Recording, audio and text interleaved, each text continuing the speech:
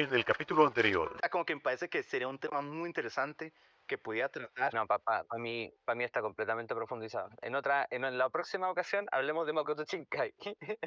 Bueno, Good morning, everybody. Acá tu host Rodri Cañas y como es promesa, vuelve a estar acá con mi invitado, Víctor. ¿Cómo estás, Víctor? Hola, hola, ¿qué tal? Lo prometido es deuda, vamos a hablar hoy día de lo que prometimos. De Makoto Shinkai, específicamente sus últimas 3 películas se pueden conceptualizar como una trilogía, no de manera conceptual, pero no trata la misma historia. Claro. Y obviamente acá va a haber muchos spoilers. Entonces recomendamos haber visto las películas para mínimamente entender de lo que hablamos. Y hay que iniciar por la que inició esta fiebre, no digo obsesión, pero sí esta celebridad de Makoto Shinkai, que fue Your Name en 2017. No sé si quieres que inicie con, para mí es como el mantra, la idea controladora de la película. Literalmente la mencionan como 3 veces y creo que es muy evidente. Es una película que habla sobre las conexiones y el mantra o la idea controladora habla Mitsui es igual a unión. Esa palabra es muy importante. Entrelazar hilos es una unión, conectar con las personas es una unión y el pasar el tiempo es una unión. Esto se lo dice a la abuela, a la protagonista. En general, en todas las películas de Shinkai, desde el corto ese de 30 minutos que hizo cuando era joven, casi siempre tratan ese tema que tú acabas de decir, o sea, de las conexiones y de cómo las conexiones entre las personas, digamos, son más fuertes que el espacio y que el tiempo. Eso es como una especie de motivo, podríamos decir, de motivo narrativo que tiene Makoto Shinkai en toda su carrera. Prácticamente no hay una película que no lo tenga. Lo tienen de manera distinta y eso es lo interesante.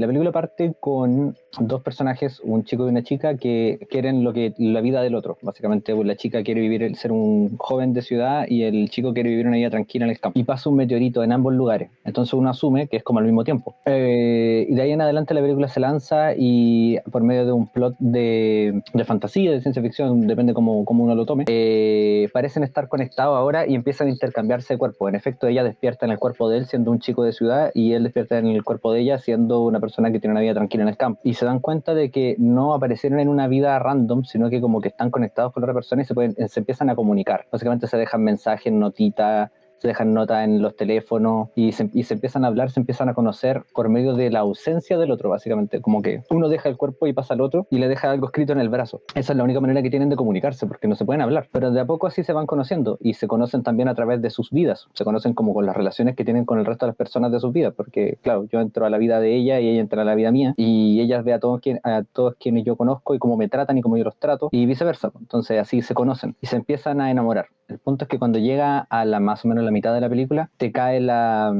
información de que, ya hicimos la alerta de los spoilers, te cae la información de que realmente no era al mismo tiempo, sino de que la vida de la chica era 3 años antes. Entonces no solo viajaban en el espacio y a través de los cuerpos, sino que también viajaban a través del tiempo. Tenía viaje en el tiempo y cambio de cuerpo. Y lo que pasó hace 3 años fue previo al meteorito. O sea, la imagen que vimos al principio era un recuerdo del chico, pero era la actualidad de la chica. Lo que hace que te des cuenta de que la chica no existe, porque él se quiere juntar con ella y el problema es que la ciudad donde ella vivía desapareció porque fue golpeada por el meteorito y literalmente fue obliterada de la Tierra. Entonces el chico comienza esta cruzada, podría decirse, para volver a conectarse con ella y cambiar la historia. Básicamente volver atrás sabiendo que esa ciudad va a desaparecer e intentar salvarla a ella y salvar al pueblo. Porque ese día cayó el meteorito y fue como de improviso. El meteorito tenía que pasar cerca de la Tierra y verse bonito nomás, pero la cuestión fue atraída hacia la Tierra y cayó arriba de este pueblito y lo hizo trizas. Iba a decir un garabato. La cosa es que ya, pues de ahí en adelante se torna más lineal la película. Al principio no entendemos tan bien de qué va a tratar, simplemente es como una comedia romántica, divertida, de cambios de cuerpo, etcétera. Y de ahí en adelante entendemos que es de intentar corregir el tiempo. Cosa que entre ida y venida se termina logrando. En el momento que lo logran, o sea, antes de lograrlo, por primera vez tienen de nuevo contacto. Hay todo un plot que posibilita esto en la película y cuando tienen contacto por primera vez se ven. Ellos no se habían visto nunca, solo se conocían como había descrito antes, de una manera muy psicológica. Ahí tienen, digamos, la fuerza suficiente emocionalmente para cambiar el tiempo. Lo cambian en efecto, pero como esto pasó 3 años antes, si no me equivoco, se olvidan el uno del otro y de ahí en adelante, a pesar de que salvó el pueblo, ellos ya no se conocen, pero como están conectados, llega un momento en su vida adulta, que esta es la última escena de la película, donde se encuentran de nuevo y algo dentro de ellos despierta y se preguntan el nombre. Y ahí termina la película, y por eso se llama Tu Nombre. La conté más o menos mal, igual la vi en 2019 cuando salió, pero recuerdo bastante de la película y cosas bien puntuales porque se repiten en las narrativas de Shinkai. Entonces, ahora sí, Roderick, ahora sí habla de la película con propiedad. Gracias, Víctor. Ve, tú tienes algo que sorprende mucho es que es una historia que va a asegurar que está muy bien pensada. O sea, como uno de los planteamientos que es muy sutil, pero que va a tomar mucha importancia es la hora mágica. Literalmente, Mitsuhara, al puro principio de la película, cuando va a la escuela, la profesora está hablando sobre la hora mágica y lo especial que es. Creo que son estas cosas que hacen que la película se sienta muy sólida, muy enriquecida. O sea, que es una película que uno puede disfrutar porque el guión como tal está bien estructurado. Algo que mencionaste que creo que es donde siento que me pueden fundar es que, o sea, tu opinión tanto sientes que se exageró este amor juvenil, o sea, porque como mencionas, al final ellos no se conocen como tal, se conocen a través de la ausencia del otro. Pero en el clímax, bueno, sí, sería como el clímax donde estos dos ya se conocen, en vez deciden escribirse el nombre para que no se les olvide, lo cual Taki decide escribirle te amo a Mitsuhara y Mitsuhara no logra escribir su nombre. Claro, ese sentimiento es muy bonito, pero realmente nunca sentí que tuviera una suficiente, no sé, justificación, que tuvieran un amor tan fuerte y nunca se conocieron. No sé, o sea, entiendo que la película habla sobre las uniones y entiendo todo el deliro rojo, pero hay algo que me faltó como una, ¿cómo llamarlo? Como que más interacción entre los dos a sentirlo más poderoso. No sé cómo explicarlo, Víctor, no sé si me logro explicar bien, pero que siento que me faltó. Me faltó como que los dos logran terminar de convivir un poco de alguna manera, que sé que arruinaría mucho la estructura de la película. Sí, lo destruiría por completo. Esa falta de interacción entre los dos personajes me hace un poco muy amor juvenil de adolescente, que técnicamente lo es, pero... Lo es, o sea, totalmente lo es. No sé si me logré explicar de que para mí ese es como un fallo muy raro, porque uno piensa entre los dos personajes y lo que piensa es una relación de amor como tal, aunque irónicamente nunca se relacionaron. A ver, la película no es perfecta para mucha gente. Para mí lo es. A mí me encanta. Pero he escuchado críticas bien acertadas a la película, tanto de las más superficiales como de las más profundas. O sea, las superficiales, que yo encuentro que son un poco pelotudas, pero con criterio, en efecto, eso es así. Solo que a mí no me importa. Y encuentro que fijarse en esa nimiedad es un poquitito banal. Pero lo voy a decir, la crítica más importante que le hacen a la película es cómo es que el protagonista masculino no se da cuenta que está 3 años en el pasado si está literalmente mirando el teléfono todo el tiempo. ¿Cómo nunca vio que en vez de ser, qué sé yo, 2010 era 2007? ¿Cómo no lo vio nunca si pasaron más de 30 y tantos días? ¿Puedo decir algo acá, Víctor? Díganos. Yo, honestamente, como yo ya sabía el plot, busqué si en algún momento salía la flecha. El único momento que se ve como la fecha como tal es en la escuela de Taki, porque hay un póster de el festival de no sé qué deportivo 2016. Es el único momento que en la película se ve la fecha. Los celulares... No, claro, sí, pero eso es como lo que decidió el director mostrar a propósito, pues, pero el personaje se supone que está viviendo 24 horas en ese mundo, pues, y ve el teléfono, y ve todos los pósters, y ve el calendario que hay en la pieza. Hay un calendario en la pieza, literalmente. Entonces es raro que nunca lo haya visto. A mí no me interesa, francamente no me interesa. ¿Es conveniente? Sí es conveniente, pero me parece que igual es una nimiedad. Se supone que son 30 días. Igual te podís salir con la tuya de que el protagonista no estaba interesado en eso, está viviendo un hecho mágico, ¿cachai? Como que no, a lo mejor era tanto el impacto y era tanto la emoción de estar viviendo esa vida soñada de que de verdad no se dio cuenta, así como que te podís salir con la tuya.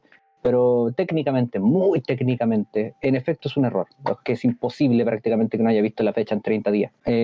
O sea, no es imposible, es muy improbable, ese es el punto. Eso es una de las críticas más comunes. Yo encuentro que es una crítica muy superficial, muy superficial. Si alguien dice que la película es mala por eso, me parece que, bueno, está bien. O sea, cada quien con sus gustos y con sus criterios. Me parece un criterio muy liviano para descartar una cosa. Es como poco menos que decir, oh, esta película de Nolan, en un momento hay un vaso en la mesa y después no está, entonces arruina toda la película. Es como una hueá tan superficial que es como, ya, po.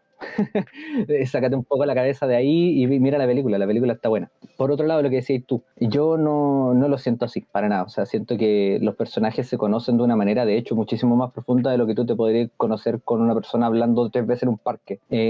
Literalmente viven en el cuerpo, en la carne del otro, en la pieza del otro, en la vida del otro, conocen a su familia, conocen sus pensamientos, conocen su sistema nervioso, por decirlo de alguna manera, lo sienten. Y además de eso se interactúan mucho, se escriben un montón y tiene mucho sentido el humor cuando interactúan entre ellos, o sea, se lleva muy bien, se nota cuando interactúan, porque se interactúan por medio de textos. Y la verdad yo siento que se entiende súper bien su relación. Tiene una relación más profunda que cualquier persona, porque están viviendo una relación mágica, ¿cachai? O sea, están literalmente en el cuerpo del otro. ¿Qué más podríais conocer a esa persona? Si tenéis literalmente todo su cuerpo, su inmanencia, su vida. No se puede más. ¿Qué más? Hablar con ellos 2 veces. No, eso no cambiaría nada. Al contrario, tal vez enredaría más las cosas. Por eso, y además, como tú decís, pues, arruinaría la estructura en el sentido de que es el momento más mágico cuando se encuentran, cuando literalmente el espacio y el tiempo se doblan para que ellos puedan verse por 5 minutos, si no me equivoco, que es lo que dura la hora dorada. Y eres que tienes mucha razón, digamos, porque al final creo que el montaje con la canción Sparkles, creo que es la que suena Sí. cuando hacen el montaje. Sí, esa es. Creo que es para mí una de las escenas más hermosas con mucha alma, o sea, como que no sé cómo explicarlo con palabras súper técnicas y súper mamadoras, pero creo que es muy honesto, o sea, se ve que aunque hagan cosas mundanas, la reacción entre los personajes hay mucha química y creo que es por eso que uno al final sí se emociona cuando se conectan por primera vez en físico, me refiero en la hora mágica. Cuando se tocan las manos. Y es muy interesante porque, digamos, esto de la intimidad es muy más adelante cuando Mitsuhara recupera su cuerpo y ya sabe que va a caer un meteorito y tiene que evacuar a todo el pueblo. En un momento se cae y en ese momento donde lees la mano para recordar a Taki, dice te amo. Y creo que este punto está muy bien construido. O sea, creo que mi queja sobre la falta de interacción es más que todo como si queremos poner super mamones acá, un punto de relacionarlos más realista. Porque me da una intención de que sí, son adolescentes y al fin y al cabo, sí, como se conocen, termina siendo un poco muy idealizado. Pero eso no le quita que Makoto manejó tan bien los personajes que nos generó la suficiente empatía y la suficiente cariño para que sentir su amor entre ellos. Claro, yo siento que si tú consideras el tono de la película, yo tengo en mi Instagram una matriz que hice para analizar el tono para que fuera más sencillo, porque obviamente es una cosa más etérea que no se puede taxonomizar al punto de que es matemático, pero yo hice una aproximación, simplemente como una herramienta. Y si tú sacaras con esa matriz que yo hice el tono de la película, el tono no es realista. Entonces no me hace sentido que tenga que tener una relación realista porque ese no es el tono. Es como pedirle que sea realista una película de Disney, sí, una película idealizada. ¿Cachai? Es como un poco no haber entendido el tono de la película, con respeto, ¿cachai? Es como decirle a una película de Tarantino que sea más realista, pero si las películas de Tarantino son efectistas, ¿cachai? Como que, ¿por qué más realismo? ¿Por qué si no corresponde con lo que te está contando la historia? ¿Cachai? El realismo para Nolan cuenta cosas realistas, a él le gusta. Y si, claro, y si una cosa no fuera realista en una película de Nolan, estaría mal, ¿cachai? Si no sigue la física, porque siempre te explican la física y la física cuántica del tema, ¿cachai? Y si no sigue su propia regla, entonces está mal, pero Kimi no Na wa nunca te plantea la regla de que esto es real. Todo lo contrario, te plantea la regla de que esto es como un cuento folclórico japonés moderno. Eso es lo que te está planteando. Y como buen cuento, es idealizado. No tengo palabras, me ganaste. Sí, o sea, como que la película al fin y al cabo de lo que habla es sobre las uniones y sobre el amor. Y creo que hay algo... Claro, pero ¿qué dice sobre la unión y el amor? Porque claro, sí habla de eso, pero ¿qué es lo que dice sobre eso? Tírate un carril, si no es necesario que... sudando. Estoy sudando acá. No, es por las luces. Que estoy sudando, pero sí, ok, tengo miedo acá. Claro, es que es interesante porque las tres hablan de lo mismo, pero hablan cosas distintas. Entonces, por eso quiero saber qué pensáis de esto, para que las vayamos contrastando las tres. Sí, ok, pero es que tengo que hacer acá algo que me generó un poco de ruido entre muchas comillas, como que fue algo que fue porque revisioné la película, si no, nunca hubiera recordado eso. Es que Mitsuhara al final reconecta con el papá, es algo que ocurre y no tiene tanta importancia como debería. Es una subtrama. Sí, es una subtrama y se trata muy es muy sub.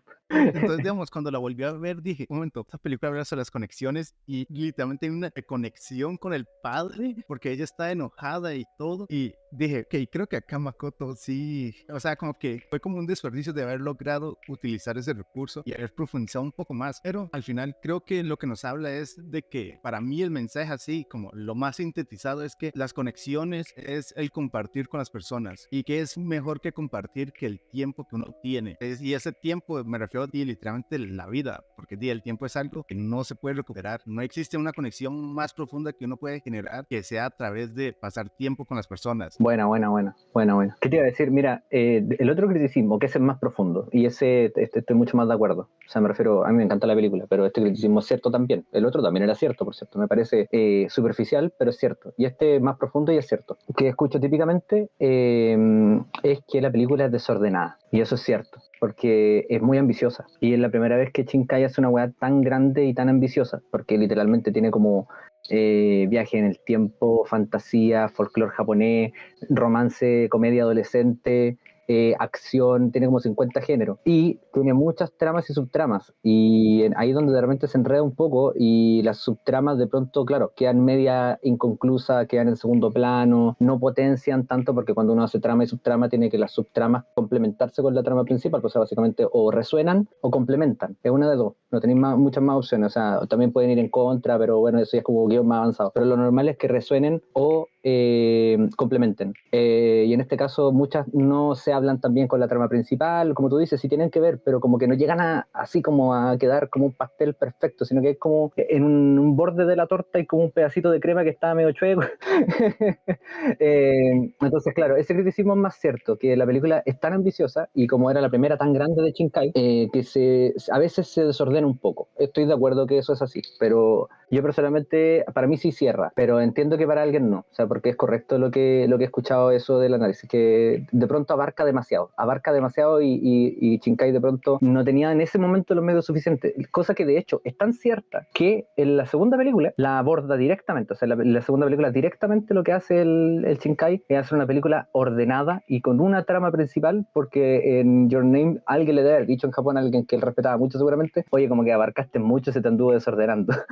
Porque en la segunda como que es demasiado literalmente lo contrario y llama la atención. Y después en Suzume hace una síntesis de las dos, pero cuando lleguemos a Suzume obviamente lo voy a comentar ahí. Respecto a lo otro que dijiste, respecto a lo que tú opináis de la tesis, claro que no hay algo más importante que el tiempo que pasamos con la gente. Está interesante esa tesis, yo creo que es válida. Totalmente. Yo siempre digo que claro, que hay como una entre 4 y 6 tesis válidas, algunas más válidas que otras, pero las 4 y las 6 esas son completamente válidas, pues después en adelante uno empieza ya a tirar la caña muy lejos, así como que empieza ya a tirar demasiado lejos la caña, como que ya sí podría ser, pero estáis como un poquitito inventando. Yo creo que Shinkai, y esto es porque si tú te ves todas las cosas de Shinkai, es más claro. O sea, me refiero si te veis, no sé, pues desde su primer corto, que literalmente es como Your Name con Gundam, que no es su primer corto, en rigor el primer corto es el del gato, que lo encuentro horrible, pero puta, tenía como 20 no sé cuántos años y lo hizo solo y con rotoscopía, entonces igual era como, ya, bacán, series joven y estáis haciendo cosas. Pero después, el donde ya sobresale, ese de media hora que hace solo, así a mano, rigidísimo. La cosa es que ahí es más, me gusta analizar cosas antiguas de escritores bacanes porque tú podéis verlo en granes, porque todavía la máquina no está tan pulida, no tiene como la cobertura perfecta y cromada, entonces cuando veis cosas más antiguas alcanzáis a verlo en granes por dentro, decir, ya veo, y después ocupaste el mismo engrane pero lo cubriste, bacán. Y para mí esa película te dice que, y es súper cliché, de hecho igual a Interstellar, pero en Interstellar cometen el error de literalmente decirlo en vez de mostrarlo, que no es que esté mal Interstellar porque hable del poder del amor, XD, pero sino porque lo dice y no te lo muestra. En vez de mostrarte la tesis, en un momento la Anne Hathaway la dice, pues, y ahí es donde destruye todo, ahí es donde uno dice, no es cine. El anti-meme no es cine, porque el cine te lo muestra, pero no te dice en la tesis. Bueno, en Your Name pasa que te demuestran que el amor y las conexiones importantes con la gente son capaces de literalmente doblar el espacio y el tiempo y cambiar la historia. Eso es para mí la tesis. O sea, literalmente el amor puede cambiar la historia. Y siento que eso es muy patente. Y es patente porque si tuvierais los cortos más antiguos, las películas más antiguas, diríais, sí, siempre intentó hacer esa tesis y no le resultaba tan bien, hasta que le resultó. Una cosa que acabo de notar de tu explicación, Víctor, bueno, Ajá. de que tiene que ver algo similar, es que hay algo que me intriga mucho, que es que la abuela de Mitsuhara le menciona que los hilos son como las conexiones y como el tiempo, de que se pueden estirar, se pueden enredar, se pueden desenlazar, pero siempre se van a mantener las conexiones con las personas. Y creo que eso es muy importante, o sea, como que al final y al cabo, en teoría ella no se recuerda, la conexión, la experiencia que tuvieron intercambiando cuerpos y toda su aventura se refleja al final, que no se recuerdan, pero tener una conexión tan fuerte que al final se volvieron a juntar. Claro, o sea, ahí hay como demasiadas posibles lecturas respecto a lo que dices, pues. O sea, por un lado se puede tomar como de la marca entrópica de energía que se deja en el universo con todas las cosas que uno hace, como una cosa más física, más científica, que yo siento que no es tanto, aunque es algo de eso, pero interpretado como del folclore, interpretado como no de la ciencia, digamos, aunque sea el mismo fenómeno, interpretado de una manera más orgánica en vez de una manera tan científica. Por otro lado, también tiene una más religiosa y un poco más sencilla, digamos, que simplemente se refiere al destino, digamos, como que la gente estuviera conectada por el destino, alguna gente. Y tenía otras que son como más, un poco más oscuras, pero yo no siento que sea algo malo, pero que son como, digamos, más freudianas, que es como que uno guarda una conexión de sangre con la familia, pues, digamos, y hay una mujer con la que literalmente compartimos un hilo, que vendría siendo nuestra relación con la madre por medio de lo físico, y que estamos conectados a esa idea de mujer y a esa idea de amor, y no nos podemos separar de esa idea, por más que nos intentemos alejar, como dicen los gringos, no podéis salir de ello con pensamiento, o sea, you can't think your way through it. Hay varias interpretaciones, yo creo que hay más incluso sobre el tema del hilo rojo, pero por ahí va la cosa. Digamos, si mal recuerdo, esta escena cuando Taki se toma el sake que ella produce, que es para la ofrenda a los dioses, Ajá. y él ve ese recuerdo como toda la vida de Mizuhara sale cuando le cortan el hilo umbilical, el hilo rojo, como que creo que todo eso fue como ahí, O sea, sí, está puesto en la película, sí, yo no lo estoy inventando, lo de la cuestión umbilical con el hilo rojo sale en la película. Y igual la película habla mucho de la ausencia, pues sí, como habíamos conversado al principio, se conocen a través de su ausencia. Y obviamente no sé si obviamente, es que para mí obvio, y lo veo en casi todas las películas, pero casi todas las películas que tratan de amor y incluyen a un hombre hetero hablan como de cómo lidia esa persona, y más bien o más mal, o más sano o menos sano, con la ausencia de su amor materno cuando era niño. En esta película igual se trata un poco el tema, aunque no es el tema principal, sino que es un tema, digamos, anexo, va como relacionado con. Y irónicamente Taki no tiene mamá. Lo que es cómo las mujeres se relacionan con ese tema es un tema muy diferente y está mucho menos tratado en el cine que la contraparte masculina. La contraparte masculina de cómo los hombres se relacionan como freudianamente con su madre está mucho más tratada que cómo las mujeres se relacionan. Bueno, la película lo aborda de la manera más común, pues, con su padre, pero no aborda cómo lo hace con su madre porque literalmente no está en la película. De hecho, una película que lo trata mucho mejor es Suzume, pero bueno. Ya va, no comas ansias, Víctor, no comas ansias. Sí, yo creo que no tengo nada más que aportar. Yo creo que tampoco, yo creo que se habló harto de Your Name. ¿Te gustaría pasar a Tenki no Ko? Sí. Me gusta el nombre que le pusieron en latino, El tiempo contigo. Entonces, nuevamente, como parafraseando, digamos, porque no, la película no, digamos, no tengo el guión acá enfrente mío. Tenki no Ko nos cuenta la historia de dos personajes. Un personaje que es una chica nuevamente, que tiene un problema, si no me equivoco, con su mamá.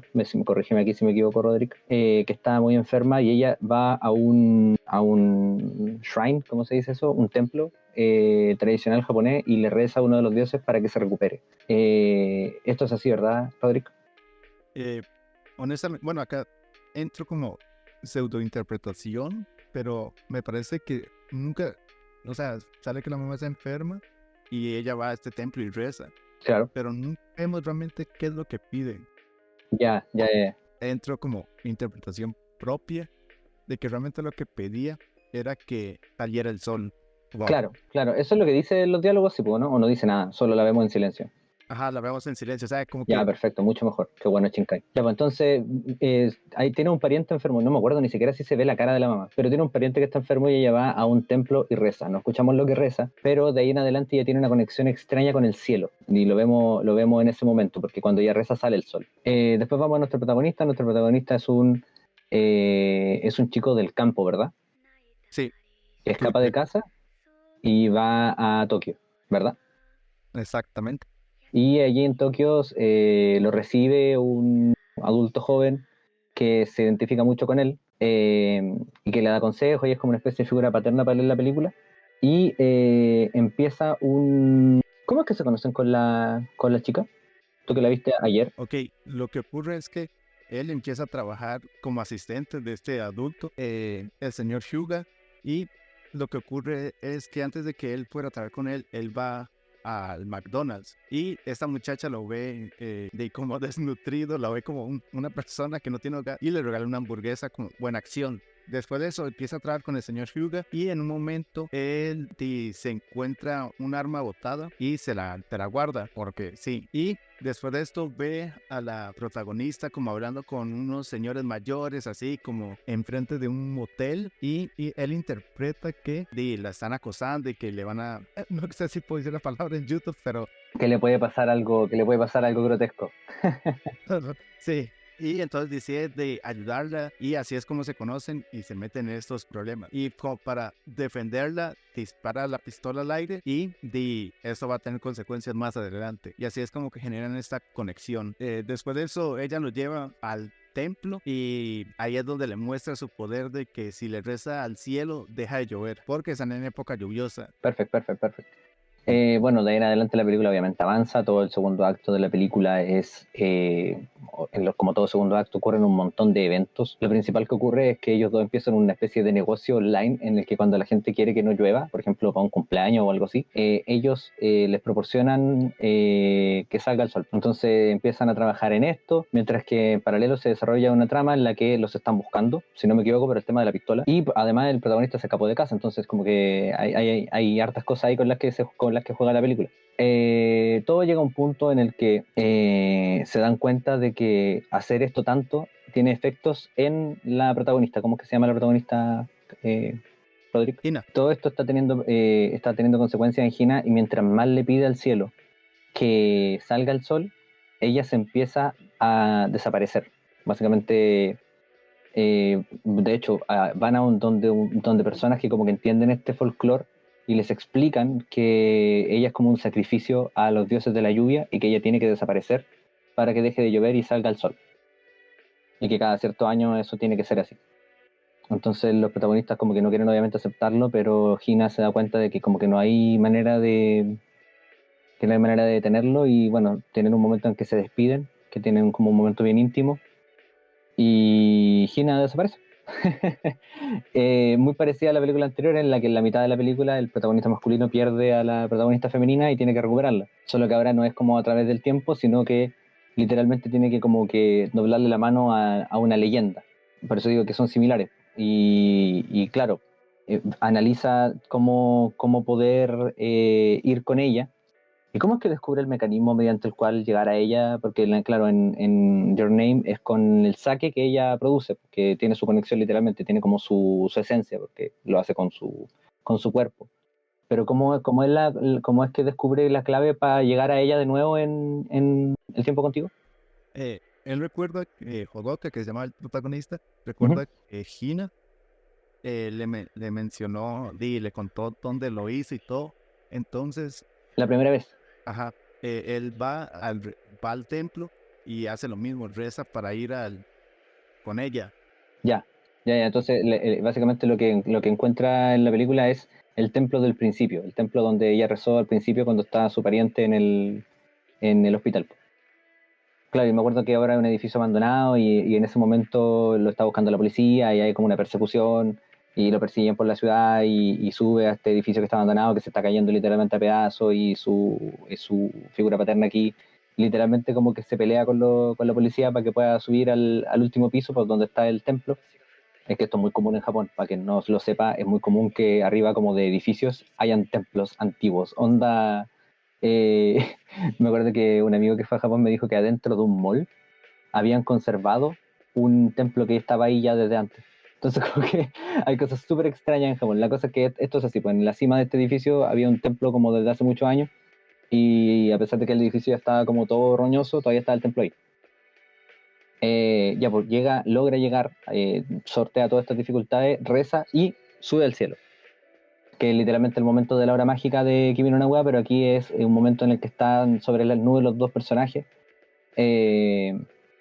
Y ahí ocurre el momento climático y donde se dice la tesis en voz alta. Obviamente la tesis no se dice literal, porque si tú dijeras la tesis literal está ahí masacrando tu guión, pero se dice la tesis de la manera más como la entienden los protagonistas posible, que obviamente no tienen una visión en tercera persona de sus vidas, pues, sino que tienen una visión en primera persona.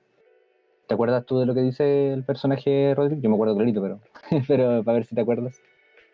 Y no, honestamente no recuerdo. Ya, lo que ocurre es que ahora que Hina ya se había sacrificado para los dioses, estaba como literalmente como durmiendo en las nubes, porque era un sacrificio de los dioses de la lluvia. Y había salido el sol, y ahora habían puros días de sol. Pero para el protagonista no era así porque no tenía Hina, pues entonces para él era como que lloviera todos los días a pesar de que ya no llovía más. De que se había calmado esta lluvia inusual que había, que era precisamente por algo mágico. Y él cuando llega sobre las nubes despierta a Hina y le dice que baje con él, y Hina le dice que no puede, porque si baja no va a parar de llover nunca. Y él le dice, cuando la saca de ahí, y se le lleva literalmente hacia abajo y empiezan a caer los dos juntos, que le da lo mismo que llueva para siempre mientras la tenga con él. Y esa es la tesis, te la dice él, pero obviamente no te la dice literal, te dice como su interpretación de la tesis, como protagonista que tiene una realización, una epifanía, digamos.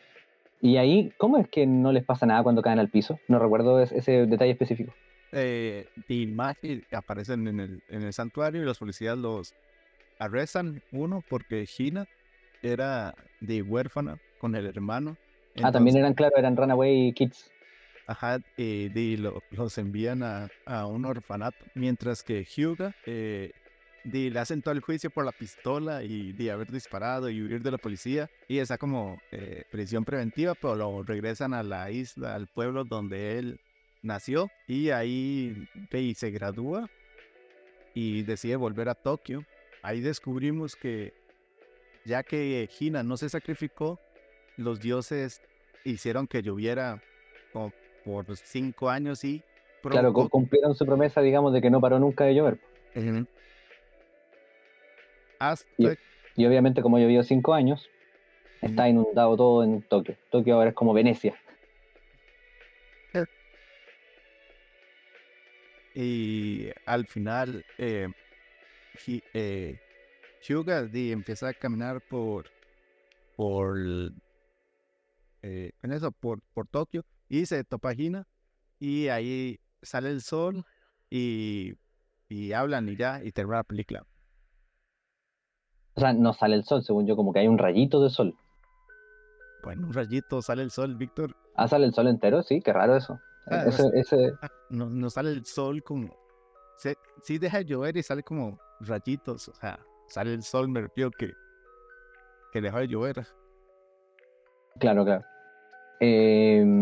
Y eso, ahí termina.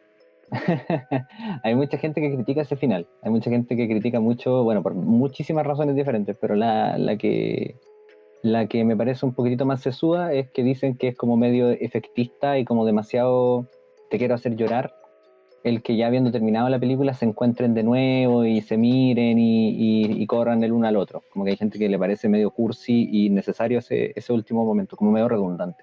A mí no me lo parece. Siento que tenían que tener obviamente un momento en el que los dos vieran la ciudad y las consecuencias de su decisión, porque es necesario por temas de ser coherente digamos, con la tesis. Básicamente, como tú tomaste la decisión de que lloviera para siempre, que se inundara todo, bueno, tenéis que verlo. O sea, como que no es como si total yo me voy a ir a otro país y no lo voy a ver nunca.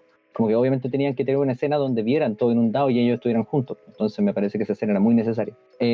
Por otro lado, la gente critica de manera nuevamente superficial el final de manera más contextual, en el sentido de que si estuvo mal o estuvo bien, que dejaran que todo se inundara y para estar juntos. Como se lo toman como un nivel muy muy literal y es como vale la pena que una niña se salve espero que llueva para siempre en Tokio y que mucha gente obviamente se va a inundar y va a perder sus casas y todo el tema. Hay gente que se lo toma como así, como muy literal, siendo que evidentemente, al igual que la película anterior, es como un cuento moderno, un cuento folclórico, pero en Tokio, en el Tokio con edificios. Entonces, nuevamente, como es un cuento, tomártelo literal es como un poquitito como ya, po. ¿Tú no pensarías que literalmente en las películas de Disney donde los animales hablan, porque las hacen un poco más evidentes, digamos, que eso tiene como realidad en ese sentido, po? La inundación de la ciudad no es una literalidad, es una alegoría, ¿no? ¿Cachai? Pero bueno, hay gente que le critica esa parte, dicen que está mal la decisión que tomaron, que fue muy egoísta, que todo se inundara solo para que ellos estuvieran juntos, y etcétera. De que hay gente que lo dice. Eh, pero eso siento que es tomarse literal una cosa que evidentemente no es literal. ¿Qué piensas, Roderick, tú de la película? Creo que de las tres es la que menos, no sé, no tuve conexión. Ya. Pero primero tengo que decir que hay una escena que creo que es la escena más íntima, que es cuando Hyuga ¿Están en el motel? están en el motel y en ese momento Hina le pregunta al protagonista si le gustaría que dejara de llover y él responde que sí. Y en ese Claro. momento vemos, no sé si puede ir desnudo técnicamente sin bata y vemos cómo está desapareciendo.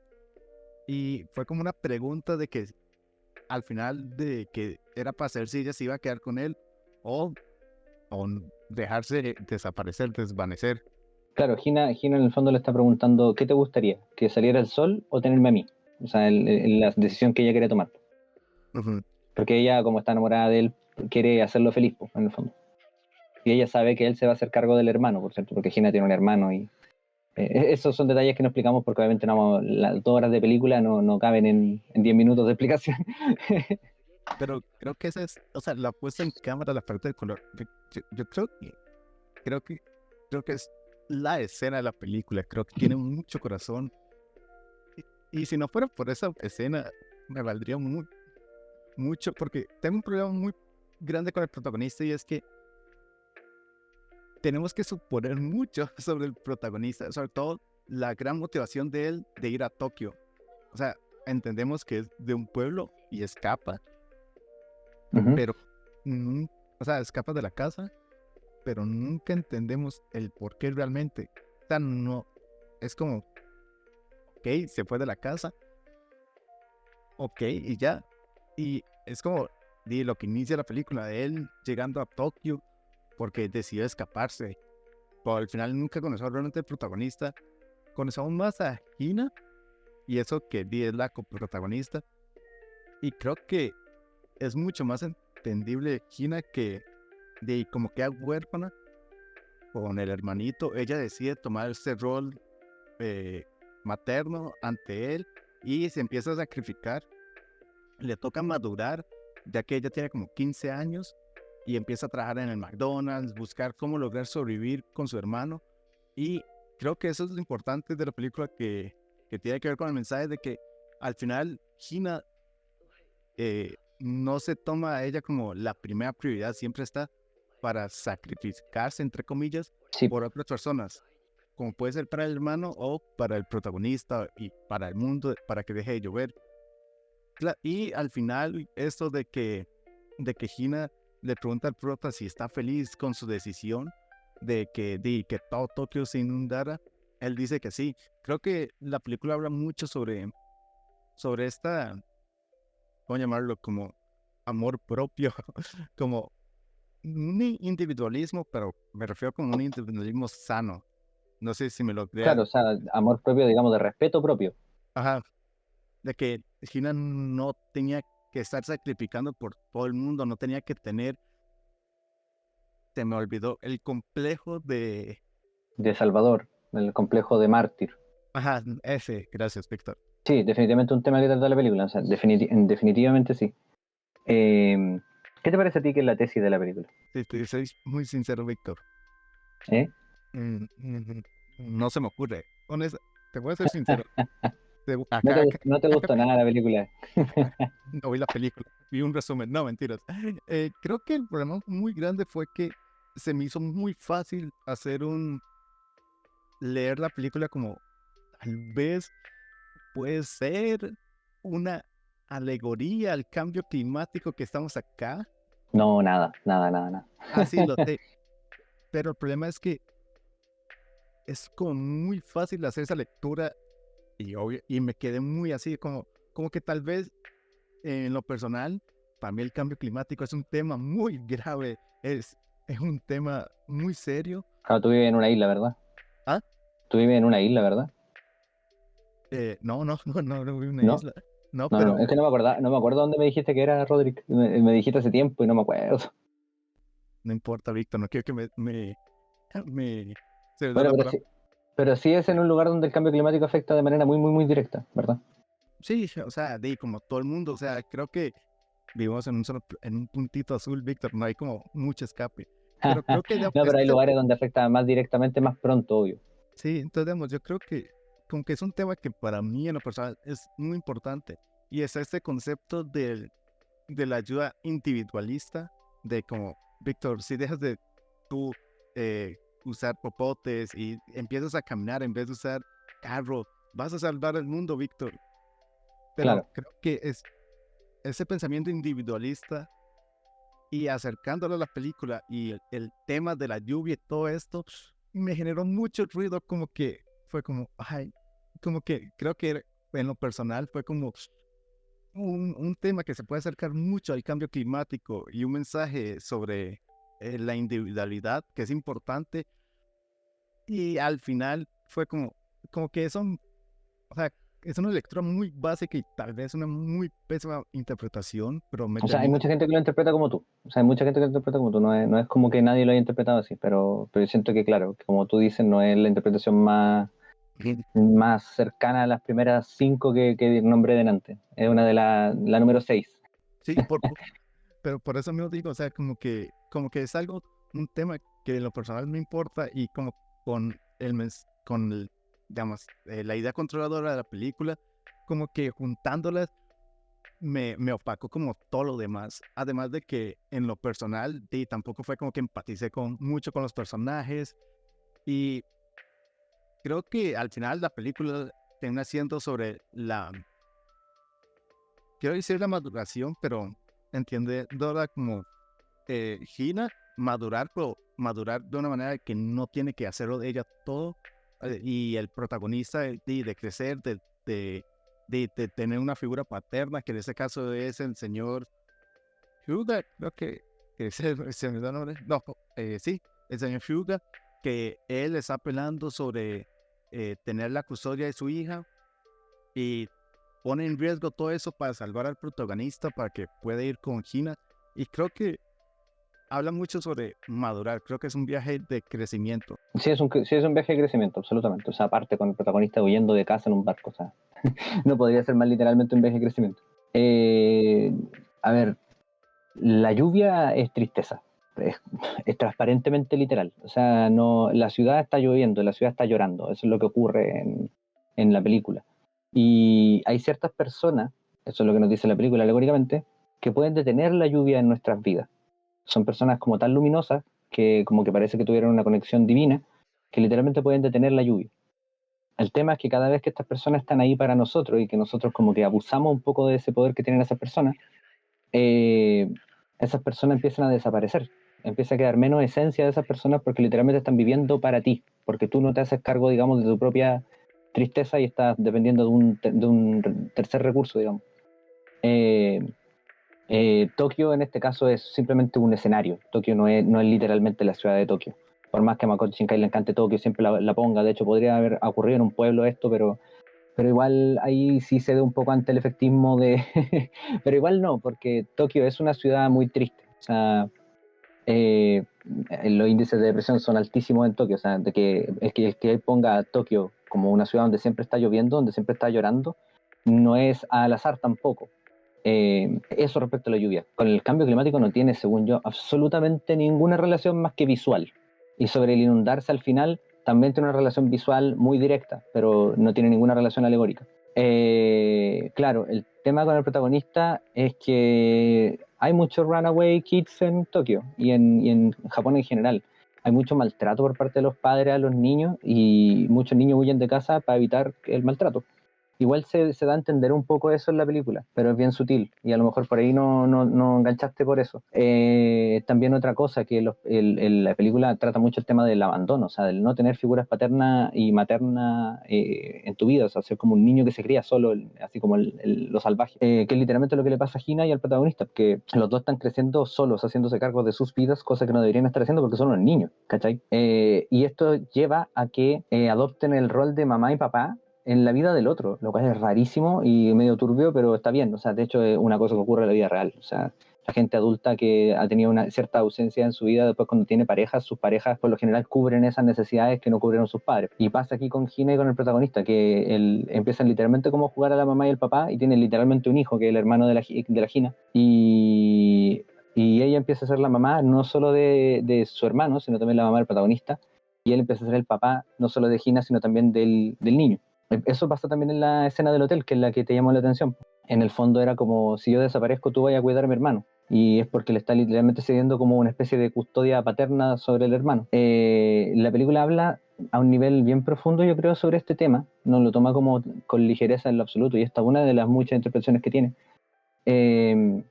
Respecto a cómo tenemos que sanar ciertas cosas de nosotros mismos para poder amar bien. Existe un tema con la posesividad sobre la figura femenina en la película, que es literal que el Hyuga está intentando tener la custodia de su hija y el protagonista está teniendo, digamos, como control sobre la Gina, ¿cachai? Y como te digo, se supone que es el protagonista el que debería hacerse cargo de su lluvia, no Gina, y es como un error que esté como dependiendo de ella y como poniéndola en ese espacio vacío que tiene. Y lo que logra a lo largo de la película es desarrollar ese sentido de responsabilidad para con sus propios sentimientos. Y por eso sube y le dice que ella debería ser una persona individual, que no debería vivir para nadie y que debería guardarse el sol para ella misma, en el fondo, que ella sea su propio sol, no ser el sol de la vida de alguien más, y que a él lo deje con su tristeza. Eso es lo que le está diciendo. Déjame con mi tristeza, yo me hago cargo, y tú vive tu vida. Eso es lo que le dice cuando le dice, me da lo mismo que yo haga para siempre, yo prefiero tenerte conmigo. Es como, no te desvías por mí, vive por ti, y yo me hago cargo de la lluvia. Y después, claro, pasa el baño y está todo inundado. Básicamente simplemente se desarrolla de manera natural, pero él ya no siente esa inundación como algo malo, lo siente como algo que asimiló. ¿Se entiende? Es como su mundo interior es Tokio y ahora está todo inundado. Pero le dice, ¿estás feliz con la decisión? Sí. ¿Cachai? Yo prefiero ya no controlarte a ti y yo hacerme cargo de mi tristeza a que tú tengáis que sacrificarte por mí. Y eso es una manera mucho más sana de amar. Y yo siento que en verdad de eso se trata la película, como de que si no tratamos nuestros temas personales y nuestra ausencia, no podemos amar bien a la gente. Pues, tiene mucho sentido. Pero acá viene mi pregunta.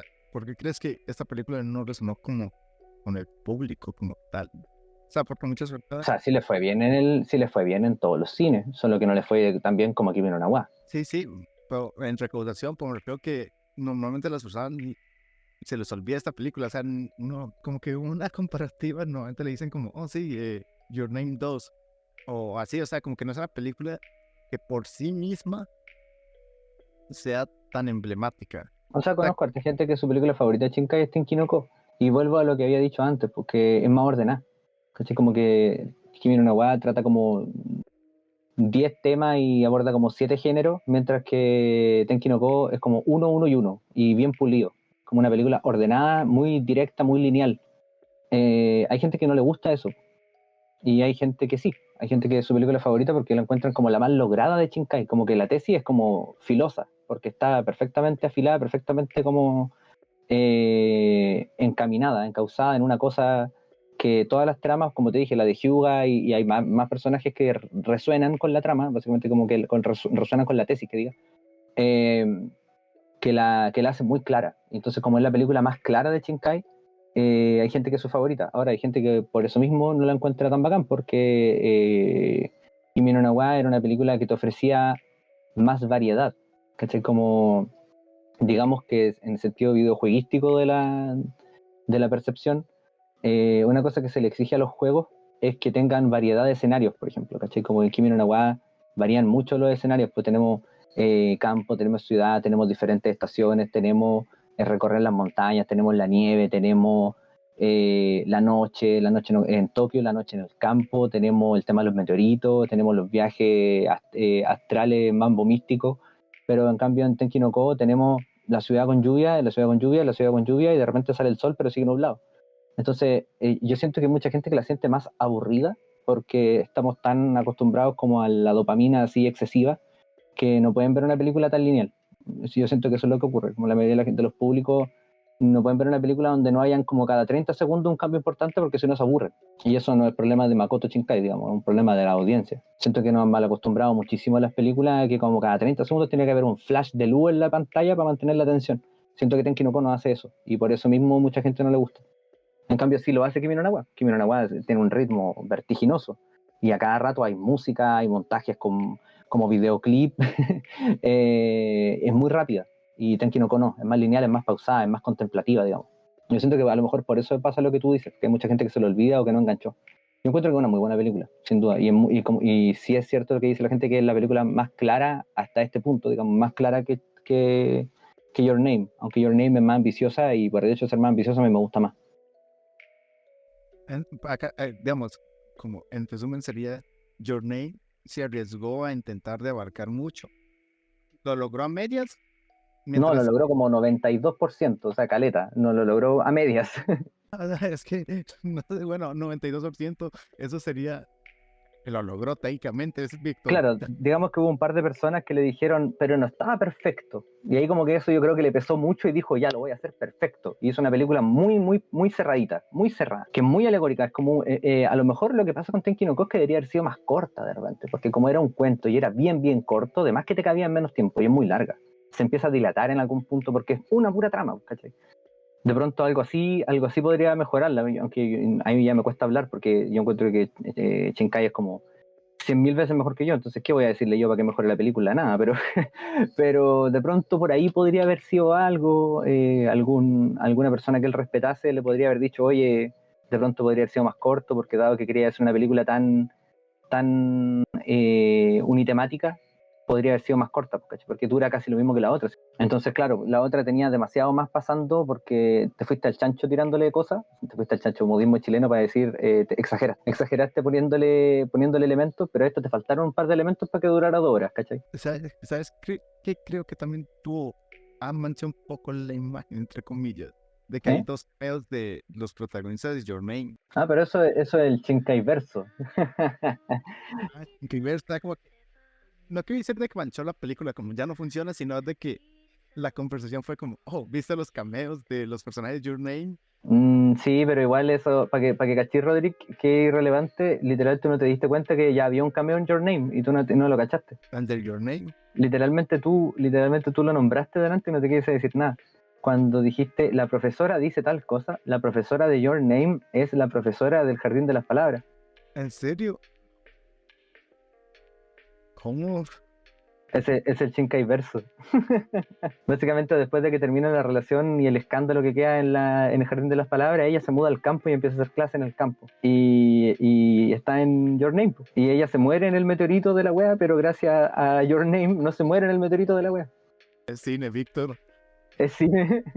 El tema de Shinkai quiso conectar sus películas y cosa de él, ¿cachai? Pero claro, hay gente que le puede gustar más o que le puede gustar menos. Igual es como un poquito innecesario, pero es súper piola. O sea, dura poquito en todas las películas. Igual si no te lo dicen ni cachai. Claro, como fue el fenómeno Your Name, fue tan grande cuando lo hizo de nuevo en Tenki no Ko, que es segunda vez que lo hace y tal vez hay incluso más, pero ahí fue más sonado porque eran los protagonistas de la película, que fue fenómeno, pero solo por eso, porque en verdad ya lo había hecho antes. Y lo que quiero decir es que no es que se quiso colgar de Kimi no Na wa directamente, porque él ya lo había hecho con el Jardín de las Palabras y no se estaba colgando de nada. Es simplemente algo que a él le gustaba hacer, él quería mezclar su historia. No lo sabía, no lo había pensado. Claro, o sea, lo que te digo es que no es una evidencia de que se quedó sin imaginación, porque él ya lo había hecho antes en la película, que según todo era la más imaginativa, hasta Suzume.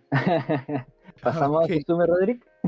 Vamos a hablar sobre Suzume. La última película de Makoto Shinkai hasta el momento se estrenó en Japón en el 2022 y llegó al resto del mundo en el 2023. Honestamente, la revisioné de la manera más Piratas del Caribe del mundo. Puedo decir de que creo que nunca había visto una calidad tan mala, porque fue grabada en el cine y aún así, Víctor, la película llegó a mi corazón de nuevo. Uf, esta película tiene mucha caña, tiene mucho donde cortar, hay mucha tela aquí que cortar. Entonces, Víctor, te concedo el honor sobre hacer el resumen. Ya, esta la vi cuando salió en el cine, fui al tiro al cine y es la última vez que la vi, pero creo que me acuerdo bastante porque igual fue hace poco y me acordaba bien patente de la otra. Ok, entonces, Suzume nos cuenta la historia de 2 personajes otra vez, un chico y una chica otra vez, un chico de ciudad otra vez y una chica de campo otra vez. Pero bueno, en Tenki no Ko era al revés, la chica era de la ciudad y el chico era del campo. Bueno, en esta vez es más parecida a Your Name. Bueno, esta chica vive en el campo y tiene un problema que se muestra al principio, que es que vive con su tía, si no me equivoco, es su tía, ¿verdad? Sí, su tía. Porque su mamá falleció hace muchos años. Y por otro lado está la trama de este chico que no nos dicen quién es, pero se ve muy, muy místico, o sea, se ve muy extraño, no es como un personaje así como que uno fuera por la calle y se encuentra como este personaje, no es como, digamos, el protagonista de Kimi no Na wa, es como un personaje de fantasía prácticamente. Entonces desde el principio asumimos que él tiene algo diferente. Él está en la ciudad buscando algo, buscando un lugar abandonado. Y en un momento, si mal no recuerdo, se cruza con la protagonista y le pregunta dónde está este lugar. Esto es así, ¿verdad? Sí, Souta se llama este joven y Souta, bueno. ¿Y la protagonista? Suzume, obvio.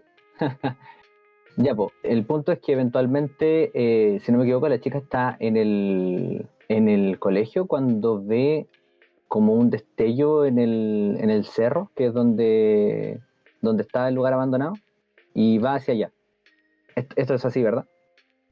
sí, ella decide ir al lugar y ahí es donde interactúa con la puerta. Claro, llega al lugar y encuentra una puerta en medio de la nada y la abre. Y al abrirla está en un lugar que parece ser onírico, donde hay como una especie de atardecer. Y cuando vuelve, está en el mismo lugar. Básicamente la puerta era como un espacio liminal hacia otro lugar. No era una puerta ahí mismo, digamos, era una puerta en medio de la nada y si la cruzabas, sí llegabas a un lugar. El tema es que veo una estaca en el suelo, una especie de puntal monolítico, porque es de roca, y ella lo levanta y este monolito cobra vida y es un gato que sale corriendo. Y cuando sale corriendo empieza a salir una energía oscura de la puerta y ella lo intenta detener y ahí aparece el personaje masculino que ya hemos visto, Souta, y bueno, la cuestiona por haber quitado el puntal y le cierra la puerta haciendo un conjuro que es hablado, digamos, es una oración. Y es la primera vez que tenemos este encuentro con esta energía paranormal que fluye a través de las puertas. Esta energía se manifiesta como una especie de bola gigante, como una especie de gusano, Gusano. y así es como los llaman. Sí, así es como los llaman, y se alza hacia el cielo y lo que quiere es caer y generar un terremoto. Obviamente Souta la detiene y no lo logra, pero de ahí en adelante le comenta que va a buscar el puntal que ella sacó del piso, básicamente. Va a buscar a este gato que salió, que no es un gato normal, es un gato, se ve místico y habla. Es un espíritu, no es un gato, tiene forma de gato. Entonces se lanza a ello. El problema que tiene, ¿por qué es que Suzume va con él? Es porque Souta se lastima, entonces ella decide curarlo y como la mamá era enfermera, ella sabe como estas básicas de enfermería, entonces le venda un gas. En efecto, lo lleva a su casa básicamente. Y en su casa aparece el gato. En su casa aparece el gato en la ventana. Y el gato quiere la atención de Suzume. Pero cuando obviamente aparece Souta, no le agrada. Y el gato es una deidad. Y convierte a Souta o sea, le quita el cuerpo y lo mete en un elemento que había en la casa, que era una sillita. Que es una sillita de madera que le había hecho la mamá de Suzume a Suzume. Entonces lo mete en la sillita y sale corriendo. Y obviamente Souta lo persigue, pero es una silla. Ahora una silla animada como al más puro estilo La Bella y la Bestia. Y se da esta persecución extraña en la que un gato está corriendo de una sillita de madera y Suzume los sale persiguiendo a los dos. De ahí en adelante tiene muchísimo más sentido que Suzume ayude a Souta, porque Souta no puede ir a cerrar las puertas porque está convertido en sillita. Por otro lado, la sillita es de Suzume, así que ella tiene que ir con la silla y se siente culpable porque ella liberó al gato y hay que atrapar al gato. Eso es lo que le dice Souta, que van a seguir abriéndose puertas hasta que el gato vuelva a donde correspondía, a hacer el puntal de las puertas. Básicamente él es como una especie de sello y escapó. Y de ahí en adelante la película ya toma un rumbo más directo en el que Suzume va por diferentes lugares siguiendo al gatito. ¿Cómo se llama el gatito? Tiene un nombre también. Taijin. Taijin. Va siguiendo a Taijin por diferentes lugares y todos los lugares son lugares abandonados y va recorriendo todo Japón literalmente, mientras que obviamente su familia la busca a ella porque literalmente un día se fue de la casa y les dice que anda haciendo cosas, pero después descubren que está mintiendo y le salen a buscar. Ella va recorriendo todo Japón cerrando estas puertas, mientras que su relación con Souta obviamente se va profundizando y se conocen mejor el uno al otro y sabemos más de ambos personajes. Hasta que finalmente llega al punto de inflexión media en el cual nos enteramos de que o sea, no nos enteramos de manera literal, pero se da a entender de que siempre tiene que haber un puntal y de que uno de los dos personajes va a terminar siendo el puntal de la puerta. Y Taijin le dice, y no voy a ser yo. Entonces ya sabemos que para allá va la cosa. Suzume demuestra ser bastante eficiente en cerrar las puertas, por lo cual Souta le pide ahora sí él, y no de solo responsabilidad, que lo ayude a atrapar a Taijin, y eso los lleva a Tokio. Y ya en Tokio tienen un enfrentamiento, digamos, final con este ser, con esta deidad que se niega a volver a cumplir con su labor de ser la estaca. Antes de eso sí, ocurre que están en unas catacumbas. ¿Cómo es que llegan a este espacio oscuro que está debajo de Tokio? Eso ocurre después de que Souta se convierte en puntal. Ya, ocurre después. Claro, entonces, primero ocurre que sale un gusano gigante en Tokio. Y ahí obviamente Souta cae en cuenta de lo que había dicho Taijin y él se convierte en puntal para que no haya un terremoto gigantesco. Básicamente, uno lo ve encima de Tokio y la gente normal no lo ve, pero ellos lo ven. Es una cosa enorme, o sea, literalmente iba a destruir todo y por eso Souta se sacrifica para que toda esta energía oscura, digamos, no afecte la ciudad. Logran cerrar la puerta y las puertas ya, digamos, se habrían cerrado para siempre porque ya hay un puntal nuevo, que es Souta. Pero obviamente Suzume no queda contenta con este resultado y va y encara a Taijin. ¿Cómo es que llegan a las catacumbas? No me acuerdo cómo llegan ahí. Es porque cuando les hacen el gusano, de ellos Yep. caen en el suelo, y en el suelo está la puerta, que eran esas catacumbas, como un templo antiguo, era un templo abandonado. Era un templo antiguo en el subterráneo de Tokio. Ujú. Ya. Y la cosa es que ahí Suzume encara a Taijin y Taijin le dice que lo hizo todo por ella, porque quería su atención y quería que alguien lo amara, y ella le dijo que era bonito al principio de la película. Taijin es un tío muy muy caprichoso. La cosa es que Suzume le dice que es horrible, que lo odia, y esto es bien interesante porque Taijin pasa de ser un gatito super cute a convertirse en una cosa súper fea. O sea, cuando le dice que lo odia y que horrible, se convierte como en un gato desnutrido y como todo destrozado, con mala postura, y ahora sigue, si no me equivoco, a Suzume, pero lo sigue así como totalmente desanimado y no con ese carácter jovial que tenía toda la película. Ahora Suzume quiere encontrar una puerta física que le permitiría volver con Souta. La puerta física es una puerta que ella cruzó cuando era niña, el día que muere su mamá, el día del tsunami es un tsunami que ocurre en la vida real.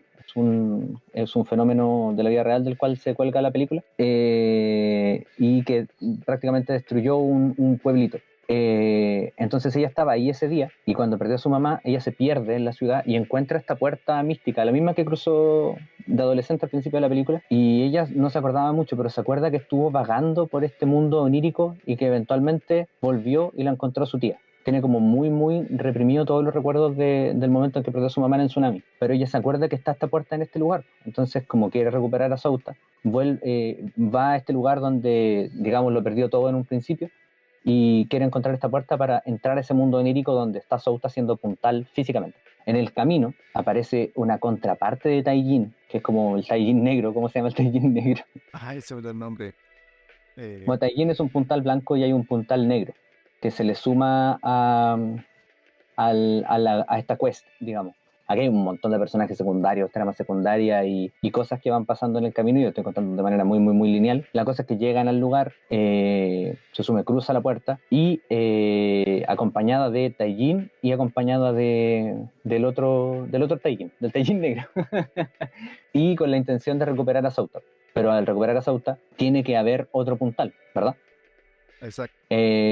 Lo quitan, y una vez que lo quitan, obviamente se libera este monstruo gigante que quiere salir, que quiere volver a destruir todo, y es detenido por el Taijin negro, que se convierte en este mundo onírico en una cosa mucho más folclórica y en una especie de monstruo gigante que detiene a este gusano, pero obviamente no lo puede tener por siempre. Entonces tienen que poner al Taijin original como puntal. ¿Tú te acuerdas cómo es que lo convencen al final? Él decía hacerlo, ¿Pero en base a qué? en base de que es una buena acción, Víctor. No, sí, hay algo que lo convence.